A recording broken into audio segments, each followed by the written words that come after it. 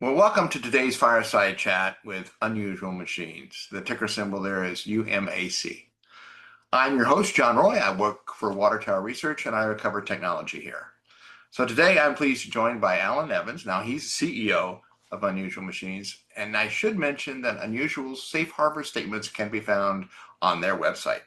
Also, this fireside chat may not be reproduced or a written transcript distributed without the express written consent of Water Tower Research. Alan, good to see you again, man. Hey, John, always a pleasure. Why do they call them fireside chats when neither of us are near a fire? I, Question, I question think for a it's later time. historical. So, really, can you give us really a quick overview of what Unusual does and kind of the basic business model and approach? Sure, publicly traded company, really focused on drone parts for small drones and onshoring the supply chain for drone parts. So started about 18 months ago. If you look, a huge amount of sort of the motors and other things for drones were still coming out of China. And there's a lot of demand for non-Chinese supply chains. We have a retail store, rotoride.com, where we sell a bunch of parts, and that also acts as one of our first customers as we're scaling production of motors and flight controllers and batteries and frames and sort of the parts that a lot of the companies that you see selling into defense or selling otherwise buy to put together their final drone offerings for generally government customers, mostly the Department of War right now. True, got to use the right name coming up. So, can you give us some second quarter number highlights and maybe some highlights of what's happened, the first part of the year? Yeah, so if you look, since we IPO'd, every quarter has been our highest revenue quarter of all time. So we've done a good job of hitting that heartbeat. And the last quarter, I think, was around 2.2 million in revenue. So still um, pretty low, but we're just starting to see our enterprise sales tick in. Enterprise sales were about 30% of the quarter. So that's a step up as our product offerings come online. And then we also were able to start to improve margins. So our margins went from high 20s to about 35%. So we're starting to set up and see a lot of these improvements. And if you look at quarter two, it was still in the middle of the Doge era and no government budget and everything. And so that was prior to the marketplace starting to turn on. And even now, it's a little bit behind, but we recently announced a $1.6 million order for parts that will deliver by October. And you're just starting to see some of those more substantial component orders come through as the government is starting to place the orders to our customers ultimately. Right now, enterprise is basically it's either enterprise or consumer in your thinking. That's Yeah, the we have a retail channel. So if it doesn't go through a retail channel, it's enterprise, right? If got we it. sell to someone else that's putting it together, great. If we sell to a hobbyist who's building it, it's great. And we just sort of separate the two as a way to communicate because the enthusiast or the hobbyist market is mature. It's been around a long time. People that fly RC planes or drones or drone racers or whatever. But because it's mature, it's not where the growth is coming from. Growth is really coming from all these U.S. companies that are building for um, conflict, like one-way or tradable drones, et cetera, or like Red Cat for ISR. The companies that are trying to divest away from China. And so we segment it out so people understand sort of what we're doing in the segment where they expect growth from us rather than in the segment where we're steady state.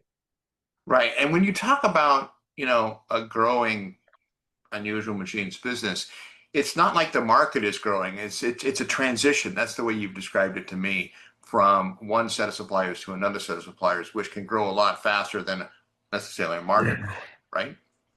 Yeah, the market doesn't need to be made. People know what they want. So if you're buying, the market in the US, I think the government's expected to buy about $2 billion worth of drones in our category. And everybody's seen drones at all these events or weddings, and we've seen all the news in Ukraine really demonstrate it. Historically, components are maybe, let's call it 25% of the market, right? Let's call it $500 million, whatever, ballpark figures. That material isn't like we don't have to make the market. People have been buying components, and now there's just restrictions on companies like T-Motor that sold a lot of those components to manufacturers before that come out of China. And so people are looking for alternative suppliers. And really, in our case, it's scale as fast as we can to basically be a drop in to where other people were buying stuff from them. And so the market can turn on extremely fast here because we don't have to make the market. We just have to create a good for it. Now you were talking about scaling up.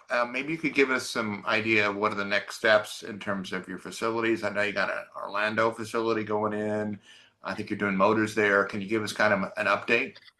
Yep, we actually just started producing the first motors out of our 20,000 square foot motors facility in Orlando.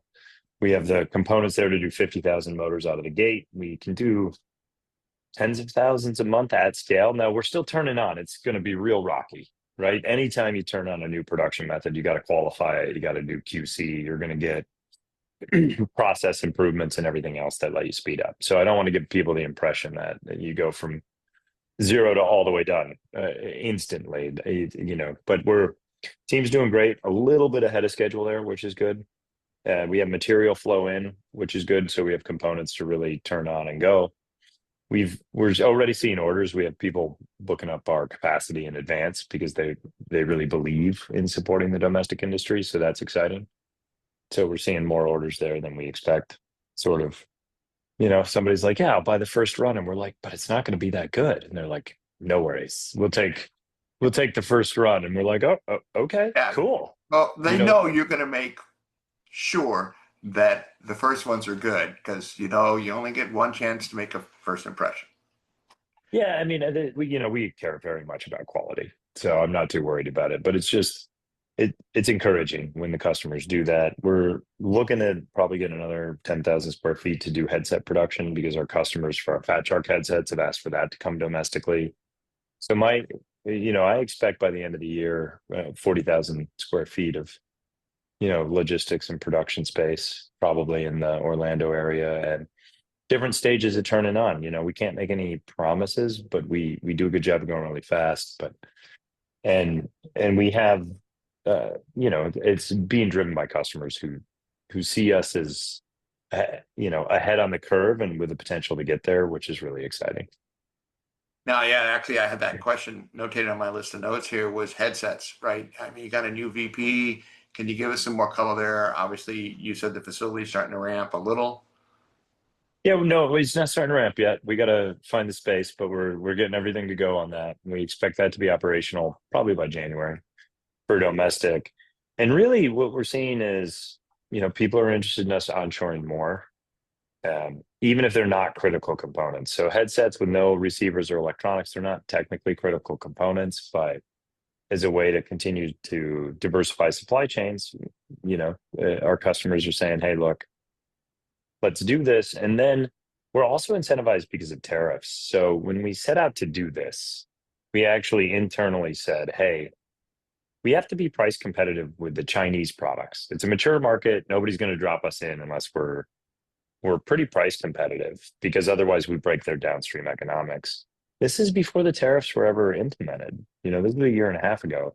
So now we see for things like headsets with the 30% tariffs on China, there's an opportunity for us to onshore and improve margins on some of the products where it would have been really hard before. And so headsets is a great example of one where we didn't initially do it because it didn't initially make financial sense and it wasn't mandated. And it's still not mandated, but because it makes a lot more financial sense with our customers saying, hey, we'll buy it. And with the tariffs allowing us to see margins that work. So, in terms of, I think you just closed an acquisition in Australia. Is that accurate? Yep. So when we look, we tend to be a sole supplier for a lot of our customers. So we try to have redundant supply chains. And to do motors faster, we actually purchased Rotor Lab, which is a motor factory in Australia. And we have some of the same equipment. And now their engineering teams, and they're 3 years of banging their head against the wall. We can transfer over so we can get up to speed faster. But then also, if there are any issues, we have globally redundant supply chains. So we can be sure to maintain sort of supply. Now, obviously, the US government's been making a lot of noise about small drones in terms of public statements and things like that. Has that turned on the funding spigot a little more? It's supposed to. It's the funding spigot, it's like a hose. Somebody's turned the handle on the hose, but it's a pretty long hose and the water's not coming out the end where you can drink yet. So we're waiting for the water to come out the end. And, and that's really where we're at, I think, in the process. A little bit behind where I expected it, but because the government fiscal year ends at the end of September, I still expect the water to come gushing out, somewhere in the next month. Got it. That sounds good. Well, maybe you could give us one final thought in terms of the longer term outlook in the U.S. certainly for the government specifically. I know that there's been a lot of discussions about the U.S. Army is behind the curve and things like that. Do you see this as just like, wow, every soldier in the field is going to have a drone? Is that where we're headed? I mean, realistic, what are we talking? I don't know. Well, let's start with I don't know. I think even more importantly, the American Securities Drone Act and Section 1709 of the NDAA function as a ban on DJI, which is the big Chinese drone company domestically. And then if you look, Secretary Duffy is working on beyond visual line of sight, talked about unleashing domestic drone dominance. And so what you're seeing is actually an opportunity for the US commercial market and consumer market long term that I think is a lot bigger than the defense market, and that's really with sort of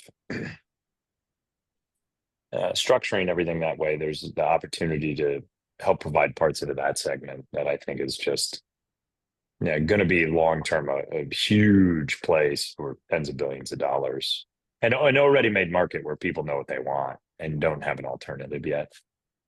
Right. Yeah, I'm reading stuff about, the agricultural department's going to be doing a lot of stuff there. And, I don't think you're going to be distributing fertilizer by small drone, but maybe medium-sized drone. Well, where do you distribute the fertilizer? So, you go scan the field. If you look, cell phone tower companies will fly a small drone up to do the site inspection before they change the frequencies on it. Insurance companies have, many of them have hundreds and hundreds of drone pilots that go do rooftop inspections and other things. So I think there's a whole lot of places where people already use drones. Again, we don't have to make the market. Light shows are becoming more and more prevalent. There's thousands of drones used in those. And so there's a room, I think, in the consumer market and in the enterprise market that's just ultimately much larger than the defense market. And that segment is now also sort of wide open with some of the legislation and discouraging Chinese supply chains. right. So the Blue List framework is still, the holy grail to a certain extent of what you guys are really going for in terms of, it needs to be on this list to be really considered to be US made. You know, I I don't personally feel that way. A lot of people do, but what it is it says we've been audited by the Department of Defense for supply chain and Department of cybersecurity. War. Sorry, we've been audited by the Department of War for supply chain and security. And so, you know, I think um, I think having different trusted bodies or different audited bodies that are external adds a lot of comfort to people when they choose where to source. So we're happy to be audited, very open to putting things up there so that people can buy from us with the assurance that what we say is what it is. And so I think whatever mechanism people choose to use for that, it is important to to our end customers because we're a parts vendor that they know that they have a secure supply chain. Great. Well, Alan, we're going to have to leave it there. I really appreciate you joining me today for this fireside chat, even though I don't have a fire. Um, so, to learn more about Unusual Machines, please visit their website or access our research on our website. That's www.watertowerresearch.com. I want to thank you, Alan, for joining us today. And I want to say that the views expressed this fireside chat may not necessarily reflect the views of Water Tower Research LLC and are provided for informational purposes only. This fireside chat may not be distributed or reproduced without the written consent of Water Tower Research and should not be considered research nor recommendation. WTR is an investor relations firm, not a licensed broker, broker-dealer, market maker, investment banker, underwriter, investment advisor. Additional disclaimers can be found on watertowerresearch.com. I was like half the thing right there. The disclaimer is great.